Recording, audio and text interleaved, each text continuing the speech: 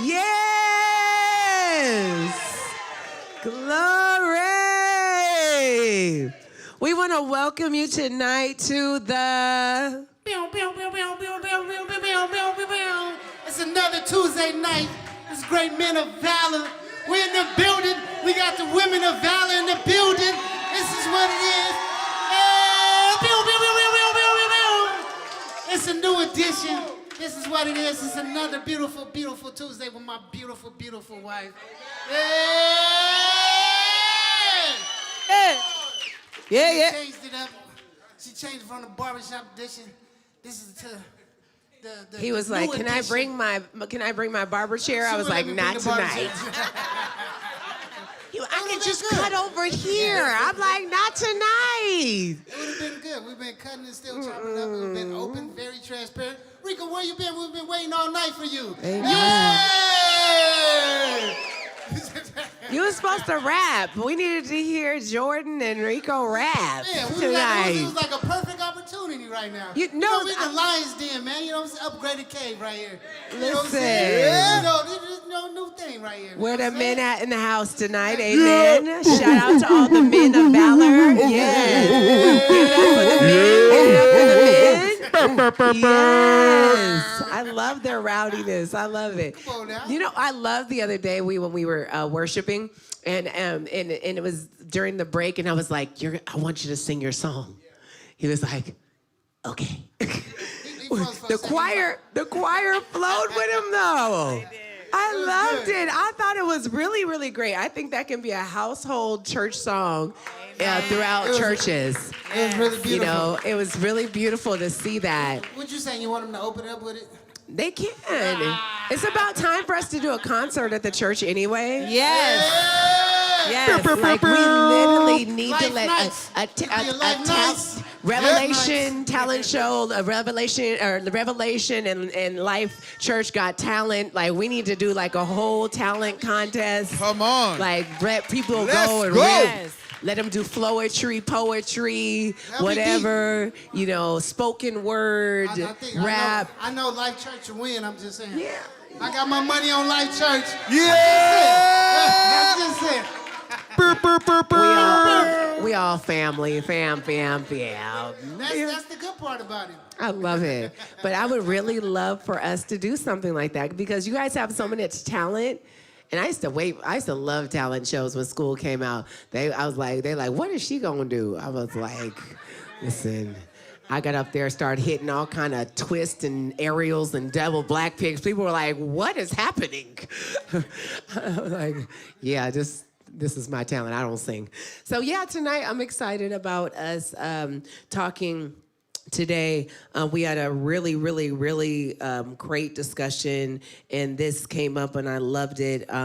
Today, we're talking about our motives, statutes, principles, boundaries, intent of our heart. We're talking about why God has rules, regulations, policies, and procedures, and purpose, character, nature, teamwork, unity, and being able to really live a life of Christ. You got it?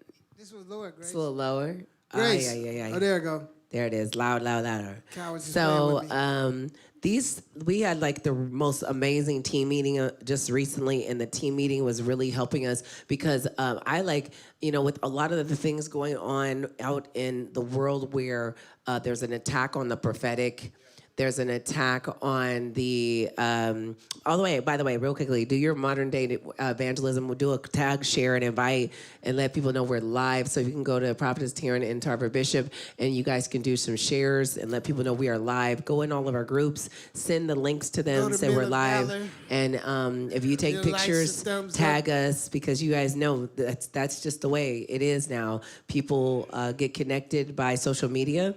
And in your timeline is someone else's lifeline. So we want you to share, tag, and invite. So we'll always speak the truth in love. We'll always bring the word of God. I don't know how my Bible got messed up here, but somebody will bring me a Bible. I like having my Bible. I'll look them up, but I still nothing like it. I'm an old-fashioned Bible beater. I love Bibles, but not beating you with the Bible. Like I like to flip it myself. I want to do it and let it apply to my life because I'm trying to get me right. Listen. the side effect of what you guys are getting in my life is me loving Jesus and wanting to get my life right. I didn't come to Christ because I wanted to help other people. I came to Christ because my life was a mess. Look, come on. I don't know about anybody else, but I needed the Jesus of the Bible. I needed to not visit another church. Let's keep it real. You know, I didn't need I really was in a messed up place when God got a hold of me. Yes. And I needed God's love in so many different ways. The church had failed me. People had failed me. And I'll just start real quickly. I'll say that I had just was going through this divorce, and you know, it was one of those moments where, like, I had a friend at church, and what's crazy is, like, her sisters are still in our ministry, and I love that. That's the love of God. But I was in the Black Student Union, and, you know, it's like you having a disagreement with your boyfriend, your husband, and you got your friend there that's like, you know, they're like, I'm praying for you, because they go to church with you. But she meant, like, I'm praying for you, like, Preying, not Praying. It was the wrong kind of praying, you know, and I didn't know that at the time, but, you know, that's why you gotta be careful about who's listening in on your conversations and who you're talking to, because, you know, she was I mean, her kids were in daycare together. I was like trying to help her get a car for free and all this stuff. And she's talking about, I'm praying for you, even though she went to church with me. And this is like, you guys, this is no time recent. So somebody's like, oh my God, no, like I'm talking about like 20 some years ago, okay? This is in year 2000, 25 years ago, okay? So you'd never know the person or anything. I never blasted the person, and I didn't go do a social media blast. Matter of fact, God was not for that. What happened was when my ex-husband then and I broke up, as soon as we broke up, he went to go stay with a friend, and she lived in that apartment complex, and next thing you know, they're sleeping together, right? And I found out that the church people knew, and the pastors knew, and everybody knew, and nobody was speaking to me, and I felt wounded by the church. And that was the church hurt. You know, and I was a little ratchet, very ratchet, and I went and got my as soon as I found out, and the Holy Spirit let me know, like nobody told me. I really was discovering my prophetic. Like nobody told me. I'm getting my nails done, and when it hit this ding ding ding, it hit me, and I saw this little vision, and I called her on the phone, and I just said, so tell me how you got involved with my husband. I don't even know what I'm talking about. Wow. And it was factual, and so I got home. I remember I had this dress on after I went to the track and beat him up with a trash can. Wait. You see how she trying to like pass through that real quick, like she's just sliding through like I was trying to give you the short version. Y'all don't want the real version. You want the short version. Wait a minute. You don't want the real version. You want beat somebody up with a trash can. What had happened was, like just beat somebody up. Touch you in this? She said she beat somebody up with a trash can. Women got a problem beating up on men too. Come on. Women be the one, and then if he hit you back, we be the first one like trying to call the police. Like stop that foolishness. We've been waiting for you. Let me get started. Thank you. It's Men of Valor tonight too. Yeah, we got so we do a little different over here. Sometimes we cut in front of the screen. It's okay. All right, whatever. Do your thing. Thank you, Chris. You see how she looked at him like, Chris, I was sitting.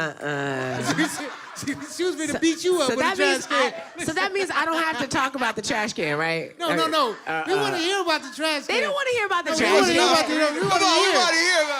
No, they want to hear. Beat them up. You can't sit and just scoot past that. She was like, listen, I wasn't for real saved. I didn't have like the Holy Spirit I could hear talking to me. I wasn't in conviction. So when I got when I called, you a little bit. No. I went to church. I was a church goer. I wasn't delivered, like So I'm about to we will fight, like So I'm about to touch. I'm about to put hands on you. So what happened was, after I called her. I ended up, I still have my dress on, and I remember I just got my nails. I didn't even let him finish my nails. I was like, I couldn't wait to I was like, look, we got to go. Wait, and you had the dress on? I had a whole, a dress all the way down to my ankles, and this jean dress, and I was like, meet me at the track. This is at the University of Oregon, so we could talk. He was like, yeah, because I got something to say to you. I was like thinking, I can have something to say to you too.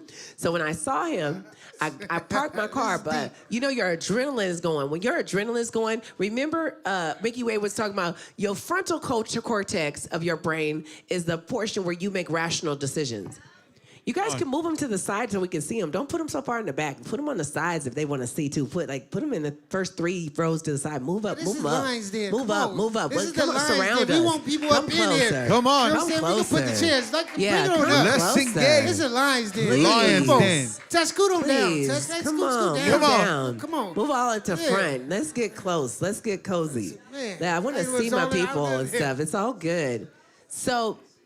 Yeah. So when I got to the track, the adrenaline was going. So my frontal cortex is not functioning, which is my rational decision making. I mean, when you pray, your frontal cortex is ignited, and it begins to brighten up, and you think right thoughts. I'm not praying, you guys. I'm plotting. So I'm just trying to think of like what I'm going to do. And so that's when I'm in emotions. That's when the back of my brain is making silly decisions, and my decision-making part of my brain is shut off. Okay? So I hope somebody's hearing that. Anybody say, I just snapped? Anybody ever just snapped in here? Just me? You just, but you snapped and hit him in the head. But I mean, No, I'm getting there. I'm getting there. I'm getting there. Blacked out. We gotta keep it true. It's not turn it down a little bit. I think they cold. Don't turn it off, but turn it down. So what happened was when I got to the track, I parked my car. I seen his car up there. And I started walking up to him, and I planned on trying to ask him what happened. Remember, I'm just going off prophetic. I'm not going off the certainty. Remember, I called her on the phone, but it was kind of affirmed, but I'm still not thinking all the things. I'm not thinking that negative. When I got there, I was like, you slept with her. And he said, I was drunk, and I just, right to the face. It just went right to the face. And when he said I slept with her, I don't know what. I don't know. But he said he was drunk, though. I don't care how drunk you were. And the trash can? Listen. Sometimes when you're drunk, you're not there. It wasn't even him. Ratchetness, not righteousness at this moment. I was ratchet. No. It just connected to the eye. And he said he was drunk. And then I had that moment where you're screaming, but nothing's coming out for like a minute. And then finally, when that scream came out, I was so angry. He said the wrong thing. You know, when men don't have enough sensitivity in that moment, he said the wrong thing. And I walked the wrong time. He said the wrong thing. And there was this big, giant barrel on the trash can, you know, with the 3 rings. But it's after you hit him in the mouth already? Yes. I picked up. Jesus. There was a brand, we had a brand new Ford Explorer. I picked it up and I walked up on the side and I just cracked it right on the whole windshield. Oh, wow. It went crack, crack, crack, crack, crack, crack all the way through. And this was your truck? Yeah, it's my truck too. Wow. Listen, I don't know. I don't know. I understand this is my first time seeing black. And then he was trying to stop me, but my athletic ability was kicking in so good. What are you trying to grab you? I don't know what he tried to do, but he wanted me to stop hurting his car. You know how men you guys are about your car.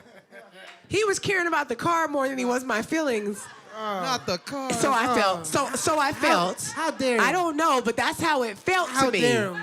It felt that way. It really did. So I took it after he saw it. You should have seen his face when I hit the windshield. His face was. And then when he tried to grab me to stop, I went this way to the right. I banged up the right, and then he tried to keep me on one side. I went this way to the left, bam, and I banged it to the left. Wow. I don't know what was wrong with me. And then I just let it go, and I just went back to my car. And now I want to cry, and I get home. But then I thought it was subsiding, but I called the pastor. I let them know I knew and everything. I didn't know that about you. Yeah, yes, you did. You just wasn't listening. Yes, you did. This is not my first time telling the story. So then I called the pastor. I said, I know all of you knew. He's like, did she tell you? I was like, no, the Holy Spirit did. Like, I'm prophesying at the same time.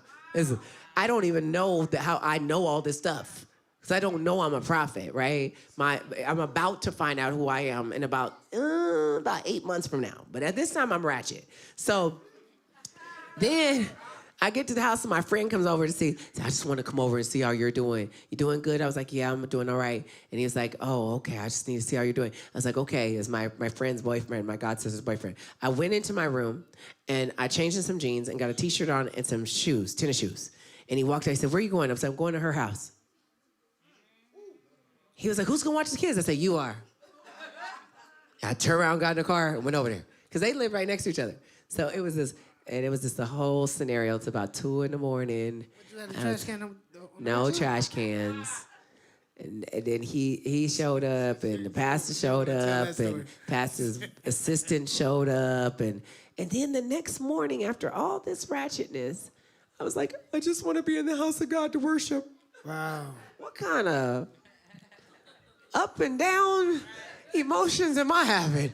And so I was like, then I called him, I'm like, if you want to go to church, just, there's a weird sense when things are wrong to just want to hurry up and make them right. Like you want a Band-Aid on something. That's true. So you called him and told him. I called him. It was so weird. And I was like, if you want to go to church, just meet me at church at 8 o'clock.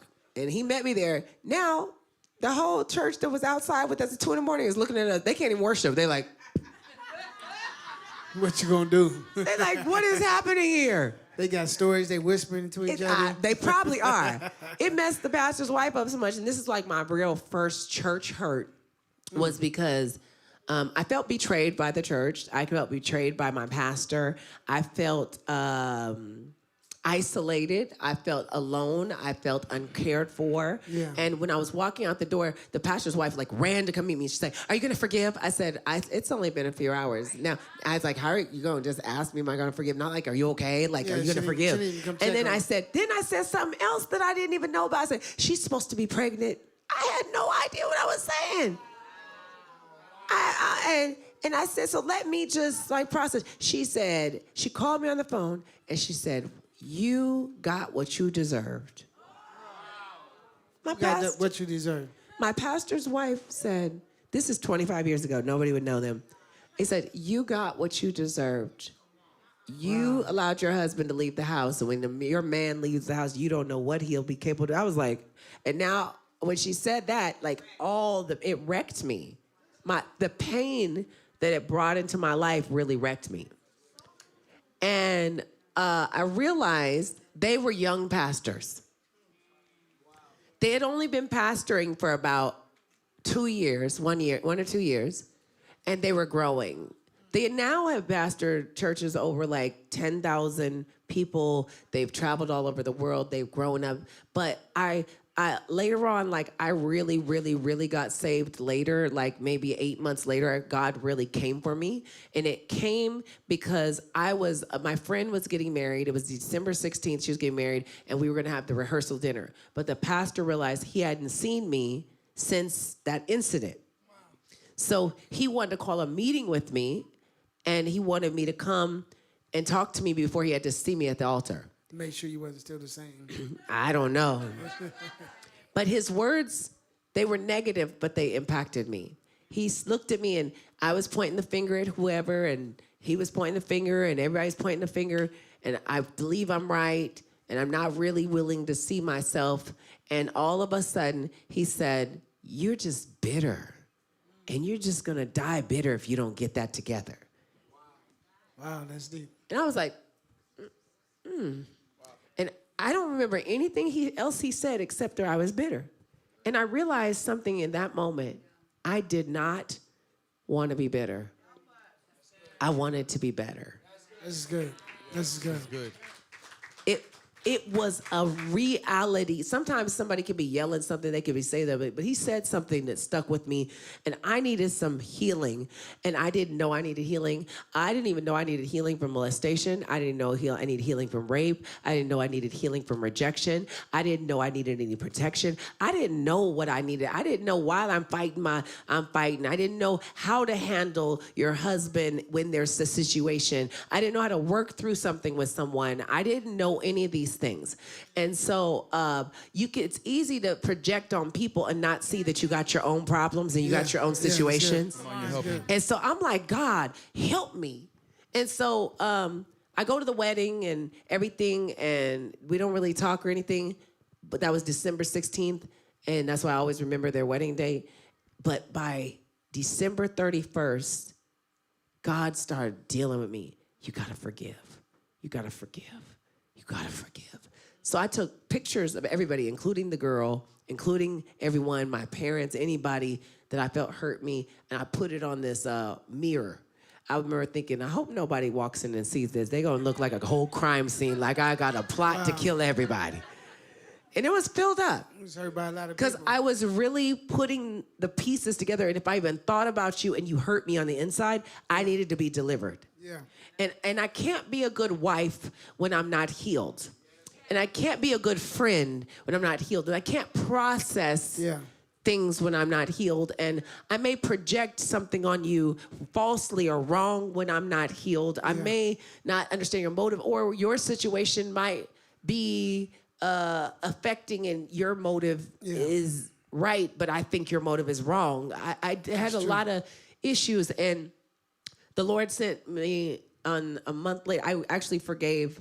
I went to church. I was the person that was far off.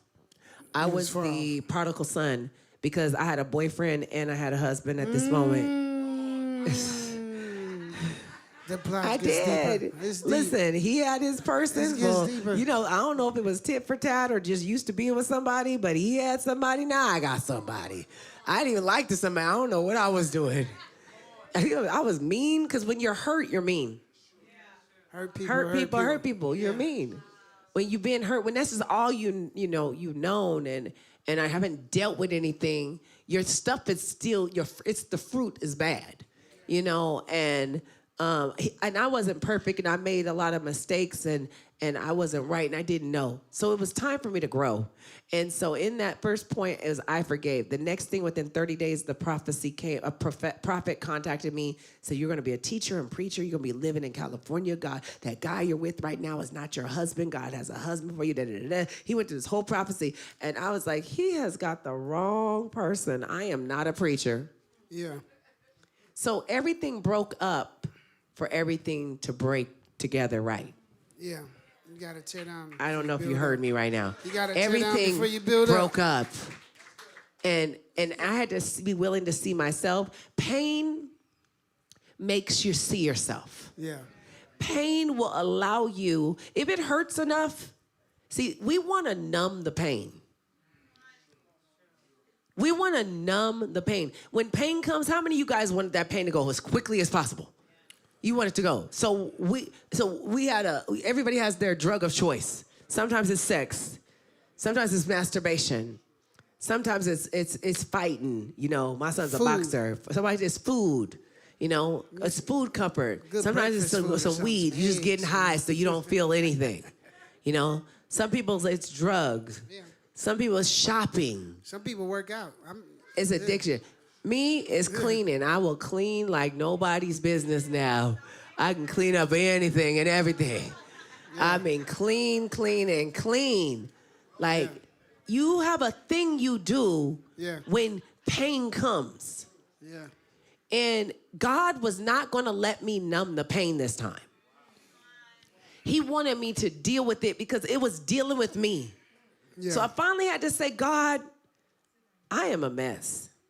I'm a mess. You gotta come clean. And this guy is just a crutch. I went to church. I brought the boyfriend with me to the church to be in. My husband went to the church. Come on, y'all. How stupid is that? And then I don't want you to. I got enough common sense to not want you to sit next to me. I want you to sit like 10 seats down away from me. But y'all pulled up. But I brought you with me. Y'all walked in together and said, "Go sit down." How stupid is that?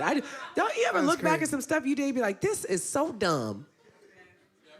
I was like. And then I walked up to the assistant pastor and I said, I want to apologize. I had already rehearsed it. I didn't need an apology from her. I didn't need an apology from him. I didn't need an apology anymore because I realized this apology is for me. Yeah.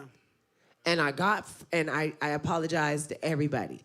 And when I left, I felt something lift off me, and God knew, he knew I did the best that I could at the time. Yeah, that's good. So he came full-fledged for me. I mean, sometimes that's all we can do, though. I mean, there's moments and times where we don't know what we can do, and all we can do is just, in that moment, do it the best that we believe is we do in a moment. Like, there's been plenty of times me where I just like, God, I don't know what to do, but I pray and hope this is the best thing for me to do, and you just go through with it.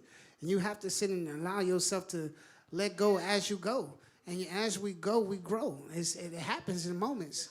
Like it's part of it. I think it's part of that plan to understand even in the moments that when we release and let go, that's when God could be able to sit and come and do something, because that's what our Father is for.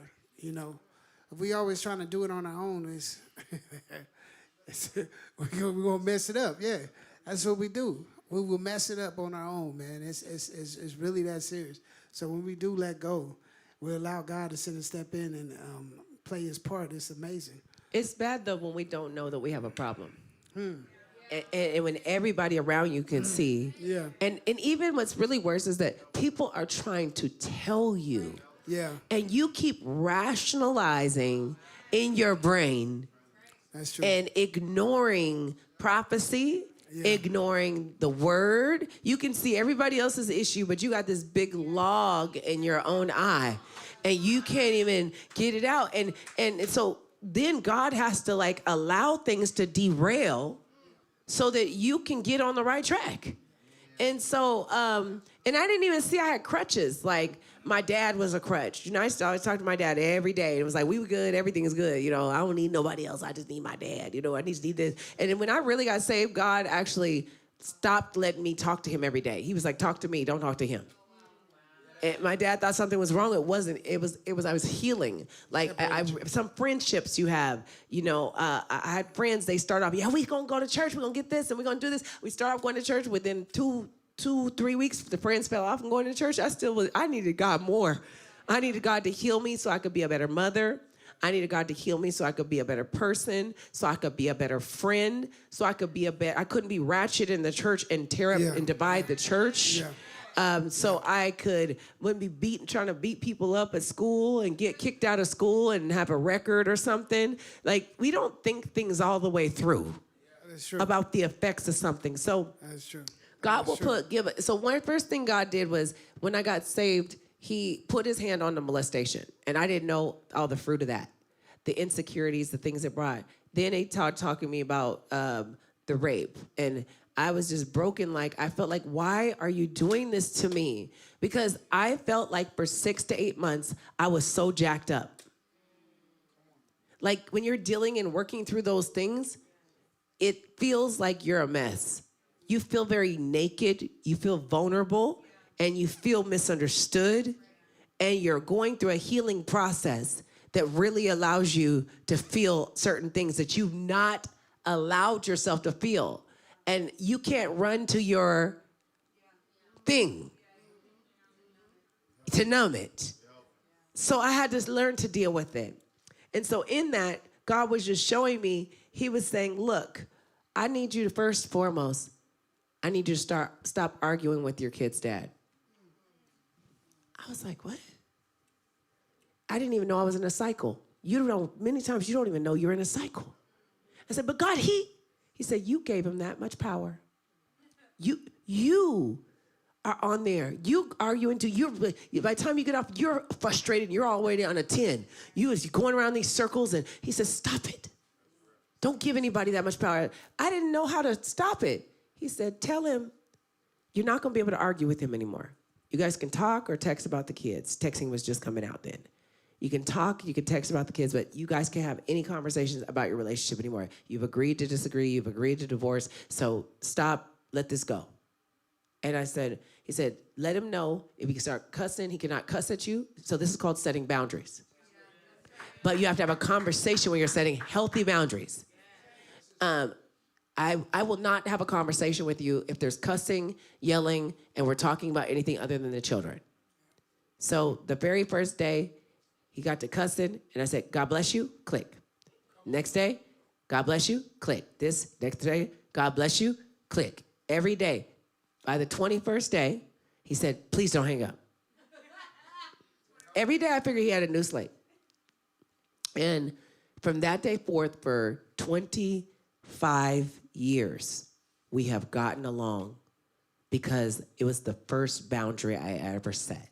Wow, that's good. That's good. You had to teach someone how to treat you. You have to break the cycle. You have to get out of it. A lot of times we made empty promises without a consequence. Yeah. And we didn't learn how to make consequences for actions. We didn't learn how to make healthy. We're not trying to dangle a carrot and manipulate you. This was about for my children not to see their parents growing up arguing. This was about for us to be on one accord. For two, to make sure we're just talking about our children, to agree to disagree calmly, to treat people with respect and honor and love, and to develop a healthy narrative in front of our children. And to this day, we all have an amazing relationship. We were at my son's fight, and I hadn't realized that, like, my husband and him had never met. So we were sitting in the front row of the little box seat right in the front, and they were walking to their seat. And they hugged me, and his wife hugged me, and everybody hugged. I saw everybody. But he was talking to my dad. So I didn't even think, like, oh, introduce him to my husband. So I'm sitting there chopping it up. And he came over. He's like, oh, Taryn. He's like, T, introduce me to your husband. I said, oh. I was like, oh, this is Jason. Jason, this is Paul Jason. Y'all barbers. And I just turned back around and kept on talking and let them have a whole conversation. I don't mean to cut you off, but I was going to say, like, a